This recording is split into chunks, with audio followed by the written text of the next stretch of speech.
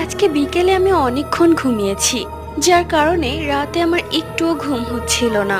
টিভিতে আমি একটা ভয়ানক মুভি সেভ করে রেখেছিলাম, ভাবলাম যেহেতু ঘুম আসছে না সেহেতু সেই মুভিটাই দেখা যাক। মা বাবাও ওই রুমে ঘুমাচ্ছে, তাই আমি একা বসে টিভি দেখছিলাম, লাইট অফ করা। এরই মাঝে আমার খুব জোরে ক্ষুধা পেয়ে যায়, তাই আমি রান্নাঘর থেকে খাবার গরম করে এনে তা খেতে লাগলাম। একটু পরে আমি ফ্রিজ খোলার শব্দ পাই। ঘুরে তাকিয়ে দেখি মা ফ্রিজ খুলে পানি খাচ্ছেন। আমি মাকে বললাম, ও তুমি এসেছো, ভালো হয়েছে, আমাকে একটু পানি দাও না। কিন্তু মায়ের পানি খাওয়া শেষ হলে সে বোতলটা আবারও ফ্রিজে রেখে চলে গেল।